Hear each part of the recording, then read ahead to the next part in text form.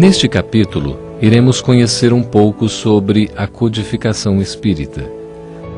Abordaremos os seguintes temas: quais são as obras básicas da doutrina espírita? O que é espiritismo? Do que ele trata? Os princípios fundamentais, a revelação espírita e o Consolador prometido por Jesus. Os 5 livros publicados por Allan Kardec, que compõem as obras básicas da doutrina espírita, são o Livro dos Espíritos, o Livro dos Médiuns, o Evangelho segundo o Espiritismo, o Céu e o Inferno, a Gênese.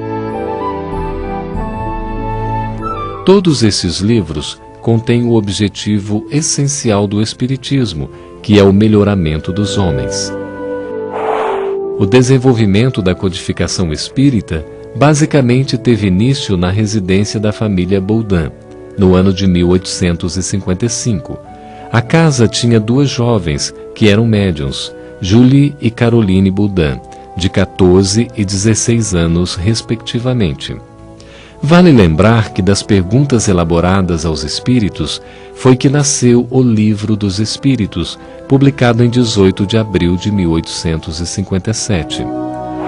Observamos nesta ilustração de época a livraria Denty, na Galeria de Orleans do Palácio Royal em Paris, o local onde foi lançado o Livro dos Espíritos.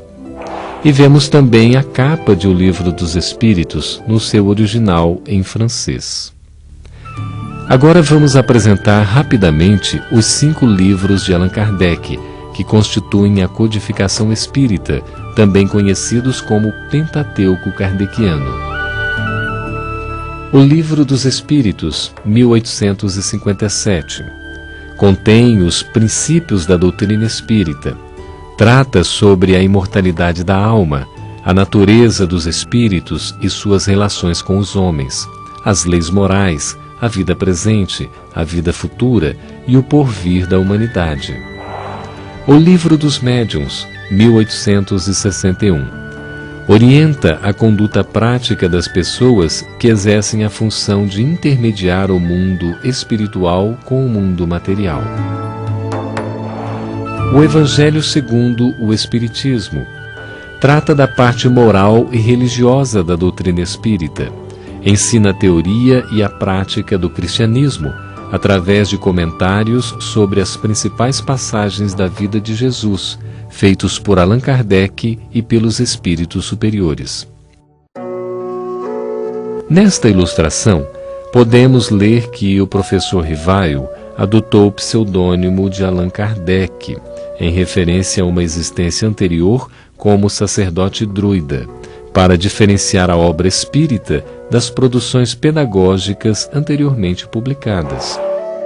E nesta outra, observamos que, em 9 de outubro de 1861, em Barcelona, Espanha, o bispo Antônio Palau e Temens determinou que os livros de Allan Kardec fossem queimados em praça pública, por considerá-los ofensivos e contrários à fé católica. Vamos ver também a Revue Spirit, Revista Espírita, Jornal de Estudos Psicológicos. Publicada em janeiro de 1858, a Revista Espírita constitui uma importantíssima contribuição doutrinária. Nela se pode apreciar como Kardec apresentava as ideias espíritas, esclarecia as dúvidas dos leitores, estudava outras correntes de pensamento e contestava os ataques contra a doutrina. Agora iremos conhecer o 4º e o 5º livro das obras básicas espíritas: O Céu e o Inferno. Neste livro, através da evocação dos espíritos, Allan Kardec apresenta a verdadeira face do desejado céu, do temido inferno, como também do chamado purgatório. A Gênese. Este livro é um estudo sobre como foi criado o mundo, como apareceram as criaturas e como é o universo, em suas faces material, e espiritual. Há também um livro que, embora não pertença ao Pentateuco kardeciano, traz uma importante contribuição. Obras Póstumas. Publicado 21 anos após a desencarnação de Allan Kardec, o livro é uma compilação de textos escritos contendo uma série de reflexões e informações a respeito do trabalho do eminente codificador. Nesta outra ilustração, podemos ler uma frase de grande importância para todos nós.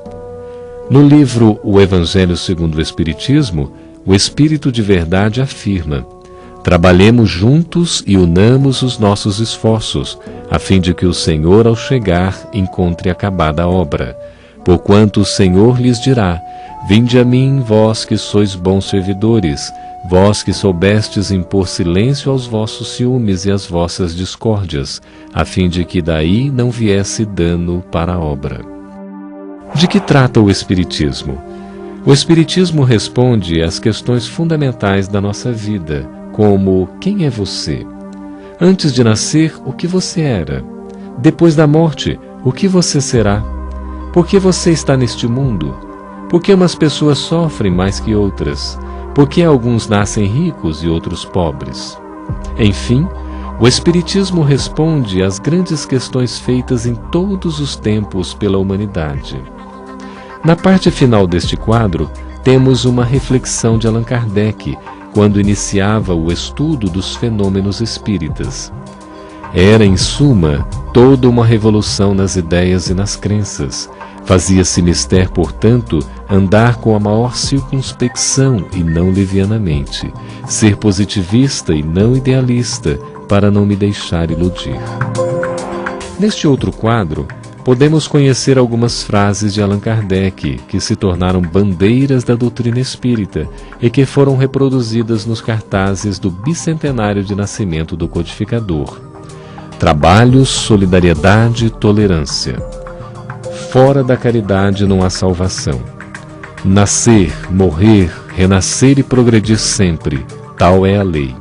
Fé inabalável só é aquela que pode olhar a razão face a face em todas as épocas da humanidade. O que é o Espiritismo? É importante esclarecer que foi Allan Kardec quem criou o neologismo Espiritismo, uma palavra que até então não existia, para designar a este novo conjunto de ideias, definindo-o assim: o Espiritismo é uma ciência que trata da natureza, origem e destino dos espíritos, bem como de suas relações com o mundo corporal. O Espiritismo é ao mesmo tempo uma ciência de observação e uma doutrina filosófica. Vamos conhecer os principais objetivos do Espiritismo. Realizar o progresso espiritual da humanidade. Transformar o homem num ser de bem e, consequentemente, a sociedade. Reviver o cristianismo puro sob as bases dos ensinamentos de Jesus. Dar ao homem uma fé sólida, baseada na razão. Neste quadro, destacamos o tríplice aspecto do Espiritismo: o científico, o filosófico, o religioso. Allan Kardec afirmara que o Espiritismo instituirá a verdadeira religião, a religião natural, a que parte do coração e vai diretamente a Deus. Religião aqui deve ser entendida num aspecto mais amplo, e não no sentido formal da palavra religião. Relacionaremos agora os princípios fundamentais da doutrina espírita. Os ensinamentos dos espíritos superiores fundamentam-se em 5 princípios básicos e na moral espírita: a existência de Deus, a imortalidade da alma, a reencarnação, a pluralidade dos mundos habitados, a comunicabilidade dos espíritos. E a moral espírita é baseada no Evangelho de Jesus, constituindo-se na máxima moral para a vida. Neste quadro podemos ler que, como moral, ele é essencialmente cristão, porque a doutrina que ensina é tão somente o desenvolvimento e a aplicação da do Cristo, a mais pura de todas, cuja superioridade não é contestada por ninguém, prova evidente de que é a lei de Deus. Ora, a moral está a serviço de todo mundo.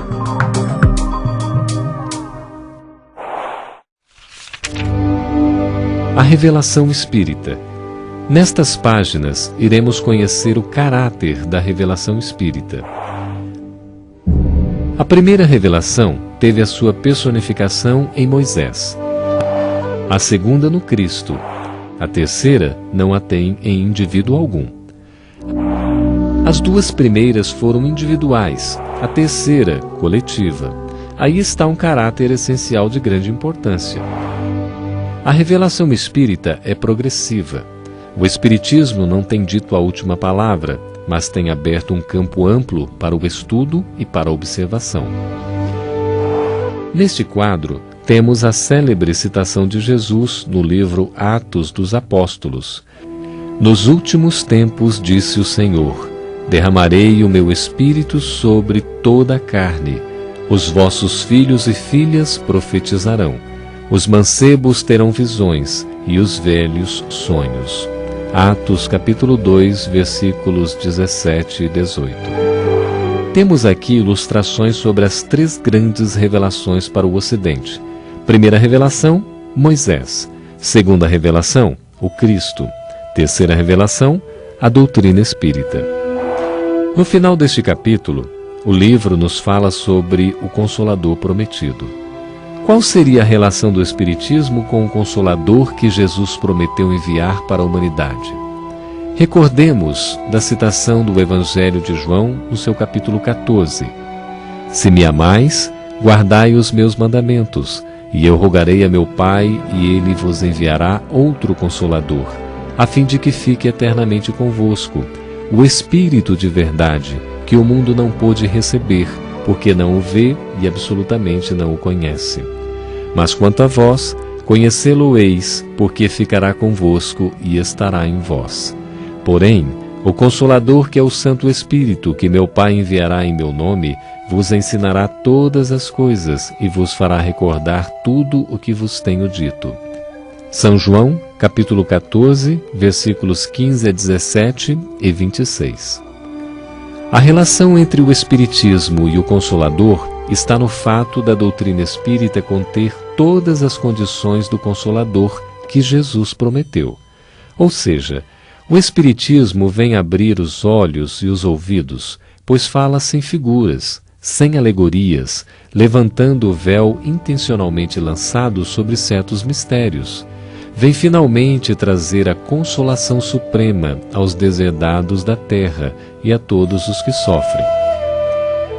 Concluiremos o capítulo relacionando alguns dos espíritos que assinaram os prolegômenos de O Livro dos Espíritos. Eles levam a assinatura de homens veneráveis, como São Luís, João Evangelista, Vicente de Paulo, Fénelon, Sócrates e Platão. Conforme podemos ver nas ilustrações, a partir da esquerda para a direita. Há menção ainda de diversos personagens importantes como Santo Agostinho, o Espírito de Verdade, Franklin, Swedenborg, entre outros.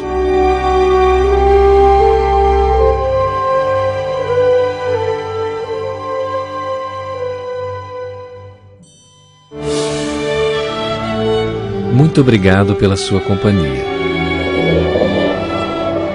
Continue conhecendo a doutrina espírita. Até o nosso próximo encontro.